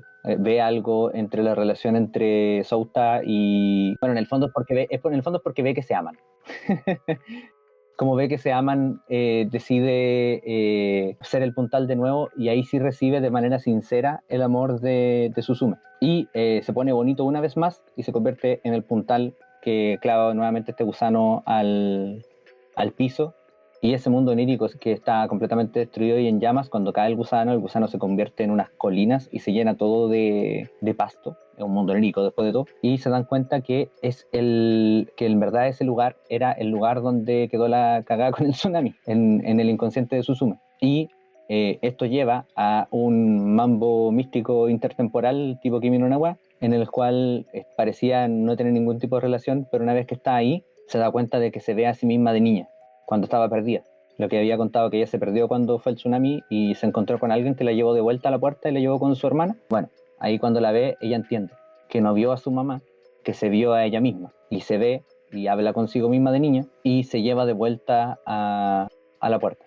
Básicamente fue como un viaje en el tiempo que ocurre en la película, pero que estaba pasando de manera inadvertida para el espectador, pero estaba pasando. Siempre estuvo ahí, está totalmente desde el principio. De hecho, hay como muchos detalles que te dan a entender que está desde el principio. Y cuando habla con ella, obviamente cierra un ciclo personal de su dolor de la pérdida, y ambos personajes vuelven al mundo. ¿Cómo es que termina la escena, digamos, del final? La Rodrigo. última escena Ajá. es un paralelismo a como ellos se encontraron. Suzume va a la escuela y Souta viene caminando de la colina y se topan. Y ya, Ah, de veras. sí. Si siempre terminan con estos encuentros las películas de Shinkai. ¿Y qué se dicen? Mm, Creo que no recuerdo honestamente, Víctor. Acá sí te quedé mal con Sí, pero en el fondo siempre parafrasean, digamos que al principio se dicen una cosa y no tenía tanto sentido, pero cuando le dicen al final la resignifica. Si siempre hacen eso en los guiones. Si no me equivoco acá, puede ser No se que dice nada. Rin, creo que ella le dice bienvenido. Ah, sí, creo que le dice eso. Sí, creo que le dice eso. Y esa sería la Y eso película. pasa con Suzume. Y eso sería Suzume. Muchas gracias. Obviamente no tiene ni el 10% del encanto de ver la película, el que te cuenten la película de una manera tan digamos, directa y sin cine. Ajá. Y ahora es mi momento de fangalear, Víctor, para venderle a los espectadores. ¿Qué tanta emoción tiene esta película? Creo que el inicio como tal, como inicia la película, es ver a Suzume pequeña, que es una niña que está preguntando por su mamá, que está perdida, y en ese momento se despierta. Y más que un sueño, era una memoria, algo que va a tomar más sentido, como mencionaste, al final de la película. Y ahí más o menos nos presentan que Suzume sí siente este trauma de la mamá, como que nunca logró cerrar este vínculo que tuvo. No quiero decir vínculo, me equivoqué, como esta pérdida que tuvo. Tanto así que como que vemos a ella en la escuela, pero parece que no encaja, o sea, como que tiene amigas, pero... Ajá, exactamente. Está como dormida una parte de ella. Y obviamente hay algo que ocurre más adelante, que es cuando Souta ya se convierte en un puntual, y ella, para buscar esta puerta hacia el otro mundo, busca al abuelo de Souta, y él le dice que no le va a decir nada porque es peligrosísimo, que lo más probable es que muera, a lo que ella responde de que no le tiene miedo a la muerte, dando a entender que de que antes no le importaba vivir como tal, porque Souta también le hace esa pregunta de que si no tiene miedo a morir, pero en este caso vemos de que ahora no tiene miedo a morir porque por qué estar con Souta. Entonces, Claramente. entonces vemos que en ese momento el viaje, el traveling que hace persiguiendo a Daji y cerrando puertas, ella genera nuevos vínculos. El primer vínculo que genera es con una chica llamada Chica, que es una, puede decir, granjera, que llevan unas naranjas y se les caen. Y en ese momento ella ayuda a recogerlas, y en el fondo vemos una escuela que empieza a surgir un gusano, a lo que ella acude a cerrarlo. Pero cuando logra de cerrar el gusano las puertas, aparece Chica y le ofrece hospedaje. Y ahí viene una escena que para mí es muy importante. Es cuando Suzume se abre con Chica, mencionándole que ella a veces se siente como culpable sobre la tía, porque parece que ella se siente como una carga, que hizo que la tía la cuidara y que...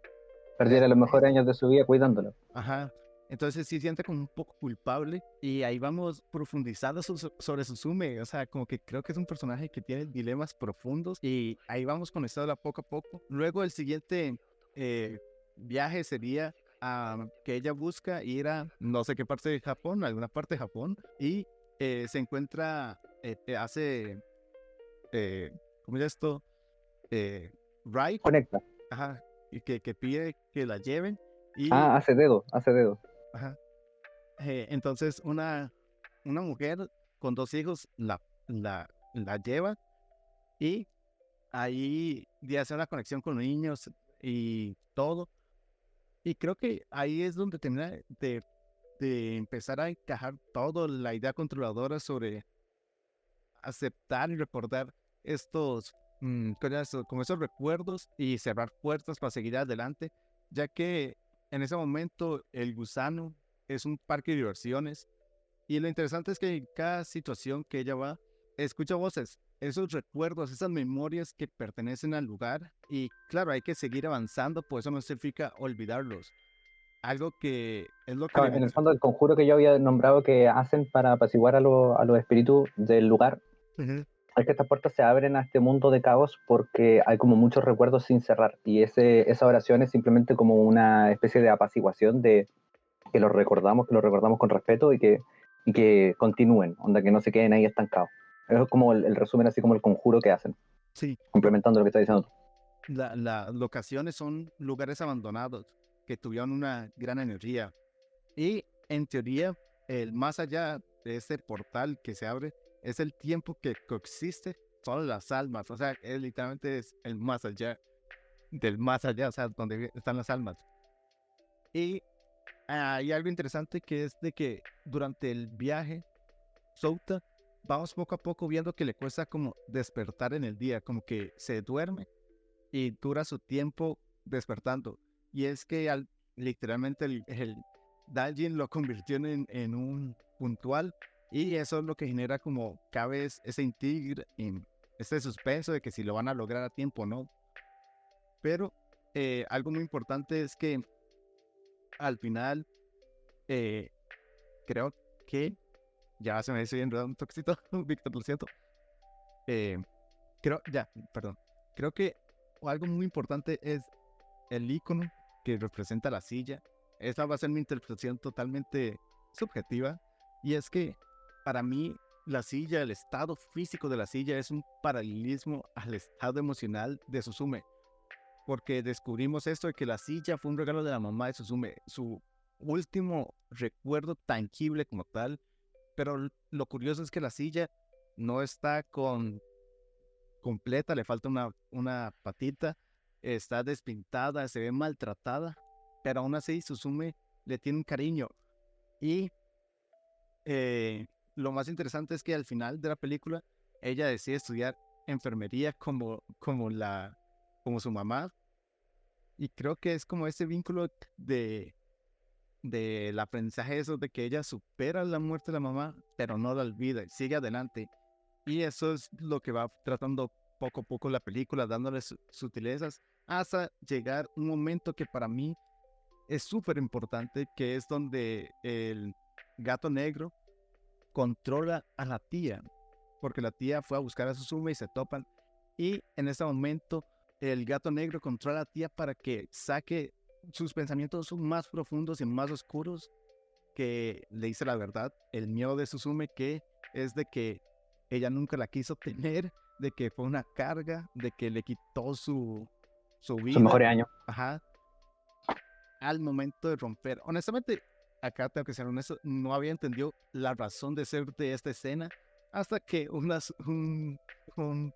comentario en internet a mi reseña me dijo de que era porque el gato lo que quería hacer era separar a Suzume y la tía, porque la tía la quería regresar a la casa para que así Suzume siguiera con la misión de ir a poner, a rescatar a Souta. Claro, en el fondo el gato intentaba evitar que se quitara el nuevo puntal. Ajá, entonces digamos, creo que ese momento es una sensación muy fea, pero supongo que muy genuina de decir pensamientos más oscuros hacia una persona que realmente tiene cariño. Porque más adelante siguen con la ruta y el carro que los lleva el amigo de Souta se estropea, por lo cual la agarran una bici y la tía lleva a Suzume a la puerta. Y acá llegamos, ella logra entrar a la puerta, al más allá, rescatan a Souta, se declaran que se quieren, ajá, todo muy bonito. Y llegamos honestamente al momento que para mí me sacaron las lágrimas por segunda vez. Y eso que vi la película como en 180 en una grabación en el cine. Grabado con una patata. Ajá, grabado con una patata podrida, o sea, la peor calidad, y aún así logró llegar a mi corazón. Y es que Suzume logra cerrar su ciclo. Y acá es muy interesante porque cuando iniciamos la película vemos a esta niña perdida, pero como desde su punto de vista. Vemos a alguien alejado, con pelo largo y con bata. Y durante la película lo que nos O insinúa... sea, la niña está buscando a la mamá y encuentra a una mujer adulta que parece ser su mamá, digamos. Pero acá es lo interesante porque, digamos, no sé realmente que sea una mujer. Y como tiene una bata y pelo largo, también se puede interpretar uno de que puede decir... Como que era Souta. Ajá, como decir, Sí, como intentar de adivinar el siguiente paso de la historia. Y ahí claro, algo que los espectadores están haciendo, sin giro duda. de que realmente es un, un viaje espaciotemporal. Y me parece que es de los momentos más bonitos donde dice de que lo que le explica Suzume a Suzume chiquita es de que la noche parece interminable, va a haber un amanecer y que todo va a mejorar. O sea, de que puede ser que en este momento te sientas como una basura, te sientas solas, pero en el futuro va a haber conexiones, vas a conocer nuevas personas que te quieran, todo se va a mejorar y que lo sabe porque ella es su futuro. Y en ese momento ella agarra la silla, el símbolo de la mamá, y se la da a Suzume chiquita. De que acá puede haber muchas paradojas del tiempo. Aquí hay una parte que al japonés se le escapa en la traducción. La película no se llama Suzume, la película se llama La mañana de Suzume. Y la mañana en japonés quiere decir mañana del día de mañana, digamos como el futuro, y mañana de la hora de la mañana. Entonces, cuando le dice que va a salir el sol y le entrega la silla, ahí literalmente está, y cuando le dice yo soy tu futuro, le dice yo soy tu mañana. Yo soy el sol que sale. ¿Se entiende? Del sol. No, Sí, Víctor, cine, Víctor. Sí, pues le entrega la silla que es color amarillo. Eso la traducción se escapa. Y yo que sé un pelín de japonés estaba llorando como una Magdalena en el cine diciendo ¡oh! Yo soy tu mañana, yo soy el sol que sale después de la tristeza. Eso es lo que le dice en el fondo. Oh, se me dio una frase que había apuntado de que cuando ella se encuentra Souta de nuevo, ahí en el mundo antes de la conexión de Suzume chiquita, ella le dice que no quiere morir, aceptando que ahora tiene una razón para seguir viviendo. Y la película nos hace un montaje de ella regresando por todas las partes, o sea, por reencontrándose con la señora que la ayudó y sus hijos, y con Chica y todo, o sea, como que nos enseña que Suzume hizo vínculos en el viaje y que cambió, que creció, que logró aceptar la muerte de su mamá, pero sin olvidarla, sino para seguir adelante. Literalmente cerró las puertas de ese capítulo de su vida para continuar. Y no tengo nada más que decir, Víctor, me parece una muy buena película, honestamente. Creo que no sé qué se me ocurría criticar, porque digamos, una escena que tal vez me gusta mucho es de el gusano en Tokio, que parece literalmente un monstruo Lovecraftiano acá, horror cósmico. No sé. Sí, sí, es una especie de cosa negra con rojo. Ah, Como es muy Jujutsu Kaisen esta película. Esta película grita Jujutsu Kaisen por todos los poros en cómo trata la fantasía. O sea, creo que acá voy a ser súper...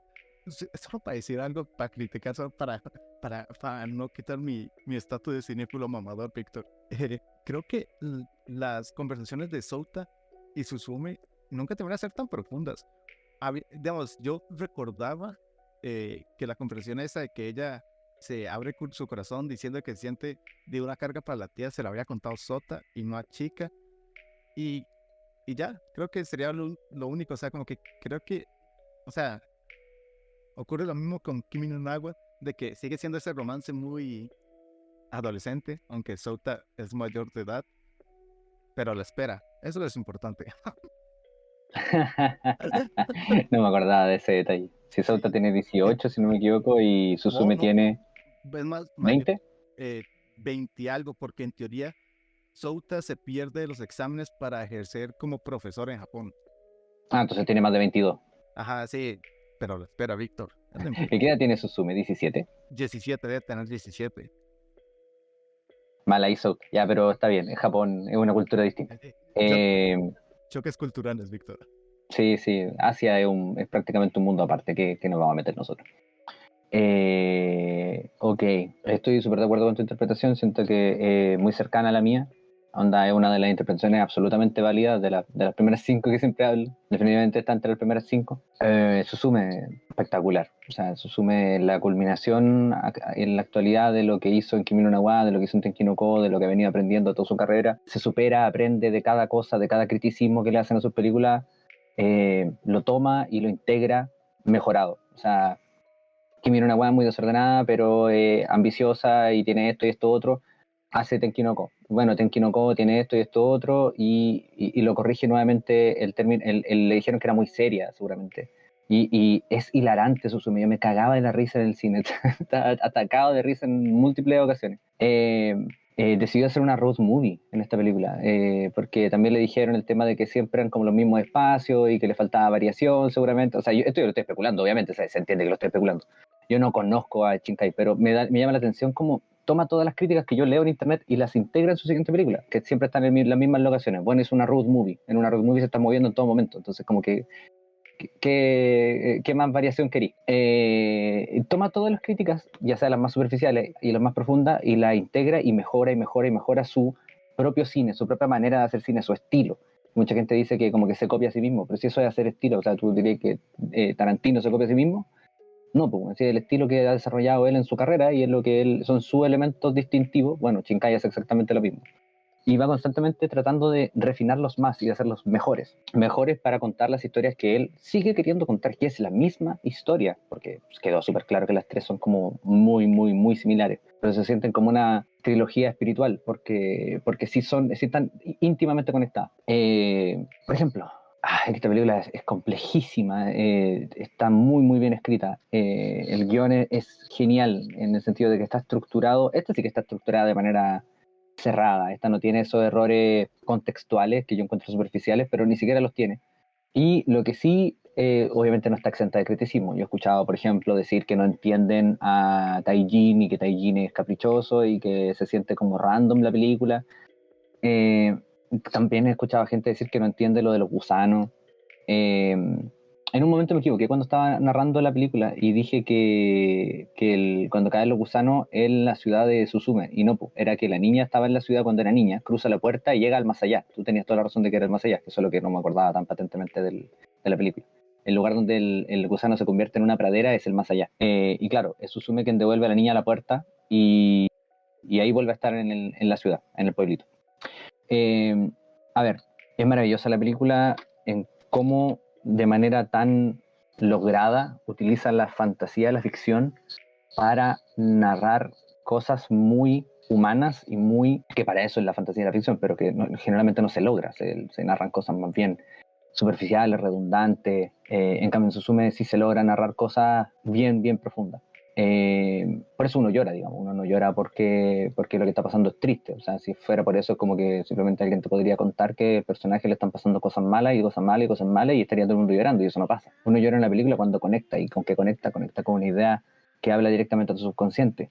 Y eso es muy interesante porque hace un comentario meta sobre eso mismo al mismo tiempo, es que es genial, al mismo tiempo que te está contando eso. Entonces, por un lado lo hacen y por otro lado lo comenta, porque la función que tiene Souta y Suzume es ir cerrando puertas con conjuros, y ellos tienen como esta función de guardianes. ¿Y qué son estos lugares? Estos lugares son lugares con mucha energía que fueron abandonados, y como fueron abandonados, se concentra, digamos, como una oscuridad ahí.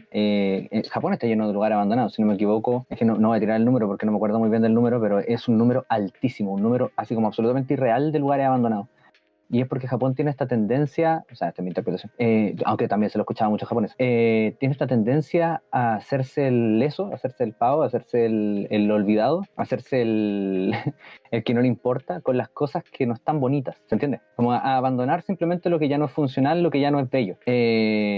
Claro, en la cultura moderna, no en la cultura ancestral de Japón, que es como literalmente lo contrario, pero la cultura moderna lo tiene. Shinkai siempre trata estos temas, siempre trata el cómo el Japón, el Tokio, interactúa con el Japón del campo, y por eso mete folclore, porque él siente la cultura japonesa tokiota media perdida, digamos, la siente como una cultura desarraigada, sin raíces, que por lo mismo se vuelve media peligrosa y destructiva. Y lo toma desde el punto de vista del folclore, desde la fantasía, diciendo que como que en el fondo la manera de vivir tan artificial que tienen en las ciudades altera la energía de los espíritus que gobiernan Tokio, que gobiernan Japón. Y esto no podría ser más patente en ninguna película que en Suzume, donde literalmente como van abandonando lugares, eso da espacio a que el inconsciente... Entonces Shinkai aborda esto de que la cultura actual de Japón, digamos la más tokiota, la más citadina, está un poco abandonada de su propio espíritu, está como desarraigada, y que por lo tanto él desde la ficción lo simboliza con que altera los espíritus que gobiernan Japón. Eso ya lo veíamos, por ejemplo, en todas las películas, pero empezó a verse más patente en Tenki no Ko, donde literalmente Tokio era una ciudad que lloraba siempre, y también en la manifestación del mundo interno del personaje, y tiene una relación directa con los dioses, las emociones de las personas. Bueno, en Suzume toma eso y eleva la apuesta, y literalmente los lugares que no van quedando cerrados son una puerta para que este inconsciente destructivo, este gusano gigante, que es como literal todo lo que oculta Japón, digamos, todos los sentimientos reprimidos de Japón, entre al mundo y se manifieste. Básicamente que el mundo espiritual y el mundo físico sean iguales, porque pasa, por ejemplo, en Tenki no Ko, que el mundo físico era este lugar donde llovía, pero estaba intentando constantemente detener esa realidad, hacer el sol, aunque el sol fuera algo artificial, porque el mundo era el mundo interno del protagonista. Y finalmente cuando vemos al final, vemos que ahora está todo inundado y que es el mundo interno del protagonista manifestado en la realidad. Bueno, pasa lo mismo en Suzume. Cuando se dejan estas puertas abiertas, lo que ocurre es que el inconsciente de todo Japón, en el fondo, quiere manifestarse. Así como, este país se ve súper bonito, pero en el fondo ustedes no se están haciendo cargo de todos estos sentimientos. Y aquí vienen, pumba, terremoto. Es una manifestación ficticia, obviamente, no es como que literalmente de manera religiosa Shinkai crea que como que la gente tiene pensamientos negativos y terremotos. O sea, no creo, para nada. O sea, es una manifestación alegórica. Pero esto a nivel contextual, porque a nivel subtextual lo que ocurre es que literalmente estamos viendo cómo Suzume se va dando cuenta de que cuando la gente no cierra capítulos de su vida, es su vida la que está siendo sacudida por estos terremotos. Y esto la lleva a su realización final de que ella tiene que enfrentarse a esta ciudad que ella abandonó, a su ciudad que ella abandonó, porque a lo largo de la película ella va a la ciudad abandonada de otra gente, vuelve a cerrar las puertas de otras personas, que a lo que me refería con el metacomentario es de que en el fondo esa es la labor de los artistas, que Shinkai a mí me da la impresión de que está diciendo eso, de que como los artistas como Souta y como Suzume van por diferentes lugares cerrando las puertas que la gente dejó abiertas, pero la realización final del artista y de las personas en general haciendo arte de tu propia vida es enfrentarte a tu puerta. Y eso es lo que hace Suzume al final, cuando el amor la motiva a hacer eso, que nuevamente, al igual que en la película de Tenki no Ko, el amor es lo que motiva la realización del dolor propio y lo que te motiva a sanarlo, porque para poder amar bien tienes que estar bien nuevamente. O sea, se repite la tesis, porque es una weá que le importa mucho a Shinkai y todavía la quiere contar y todavía no se le agota y seguramente va a hacer otra película más con esto. Pero esta es la más lograda hasta el momento. Entonces, claro, una vez que pierda a Souta, ella se da cuenta que tiene que enfrentarse a su puerta, vuelve a su lugar de su dolor, donde nació su dolor, donde la sillita, porque la sillita se quedó sin pata en la inundación. Esto es un detalle que nunca dijimos, porque ella tenía una sillita con 4 patas y le faltó una patita, y la patita la perdió en la inundación. Eso es lo que recuerda a ella, pero en verdad se la pasó su yo del futuro sin una pata. La cosa es que, claro, ¿qué pasa con Taijin? Taijin es una manifestación del inconsciente de Suzume, de este niño que no ha sanado y que como no ha sanado es súper destructivo y caprichoso y solo quiere que lo amen y le digan que es lindo, pero en el fondo causa todos estos desastres para llamar la atención. Es literalmente como tu inconsciente dejando la cagada en tu vida y tú no sabes por qué tenés la cagada en tu vida y en el fondo eres tú mismo.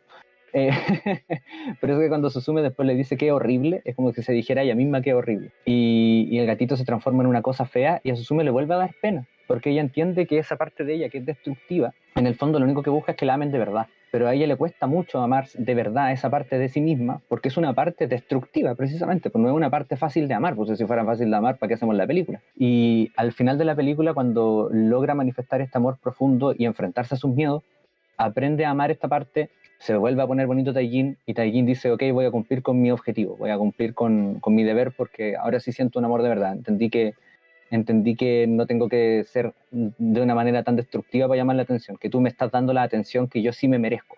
En ese sentido, superando el no poder integrarse como persona, digamos que es un proceso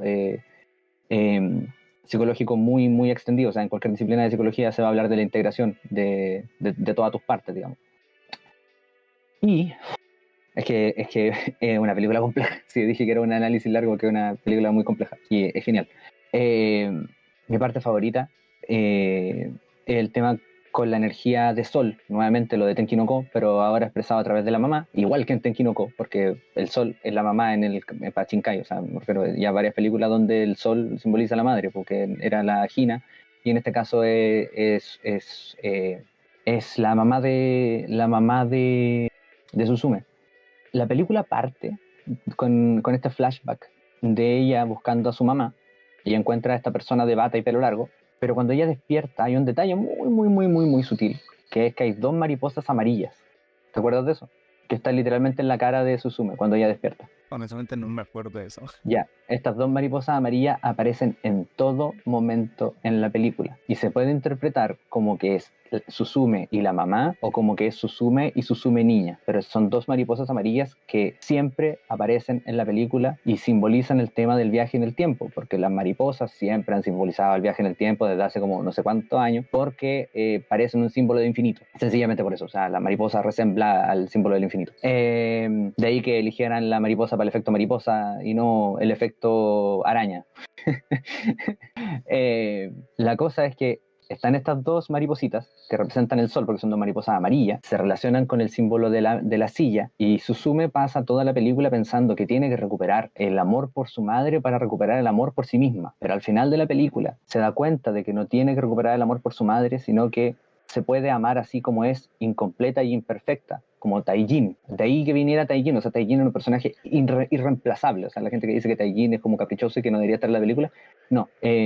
Taijin le da la clave para entender que ella se puede amar de manera incompleta e imperfecta. Y cuando se ve a sí misma de niña, encuentra las palabras para decirse solo porque pasó lo de Taijin y lo de Souta. Y ahí le entrega la silla, que está rota, que está incompleta, y le dice, tienes todo lo que necesitas. Porque ella pasó todo el tiempo pensando que necesitaba la 4ª pata, que como que necesitaba volver a estar completa. Y no, así con las 3 patas es como ella es ahora. Nunca va a volver a estar como era antes, pero eso no quiere decir que esté mal. Y ahí es donde ocurre lo que te digo, que le dice que yo soy tu mañana, yo soy el sol que sale el sol y se cierra la herida, básicamente. De ahí en adelante Suzume, como tú dices, ya no tiene esta desidia de vivir, sino que quiere vivir, y es porque se sana una herida del corazón que es como el amor por ti mismo perdido al perder la maternidad de tu vida, en el sentido de el corazón, en el sentido de lo que hacía que la vida fuera segura y bella, ¿cachai? Que literalmente el momento en que la mamá hace la silla es hermoso, y se nota como esto que estoy diciendo yo, que era como este mundo perfecto de la infancia. Bueno, al perder eso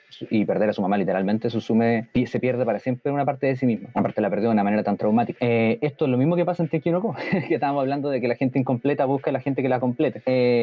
Pero aquí tiene una realización más grande aún, Shinkai, y claro, no es como que simplemente tengo que hacerme cargo de mis cosas, sino que encuentra la manera de sanar, y es por medio de encontrarte a ti mismo y amarte de manera incompleta, y poder sanar ese niño interior y darte las claves para ser una persona completa en tu incompletitud, digámoslo. Es hermosa Suzume, bueno. Película más linda. Me dan ganas de decir muchos garabatos aquí, porque expreso de manera violenta mi fanatismo por la película. Encuentro que está muy, muy bien lograda, es hermosísima y trata un tema muy, muy, muy profundo, de una manera muy, muy bella. Aparte, de manera contextual, como punto aparte de todo lo que acabo de decir, trata el tema del tsunami. Y hubo gente en Japón que se quejó de que tomara este tema y como que se apropiara de él, así como que, ¿cómo se te ocurre hablar de la gente que perdí, ¿cachai? Como yo no te he dado el permiso. Pero Shinkai respondió a eso y dijo que así como había gente que le había dicho eso y que él sabía que eso iba a pasar, porque era lógico, había gente que le había dicho que lloró con la película y que gracias a la película sintió que encontró las palabras que nunca habían podido encontrar para cerrar ese ciclo.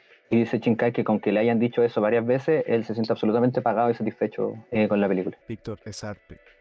No, es maravillosa, o sea, de verdad está tan hermosamente contada, weón. De verdad me encanta Suzume. O sea, Suzume para mí es en el momento actual, porque no sé si ir a hacer otra película y a lo mejor sea mejor.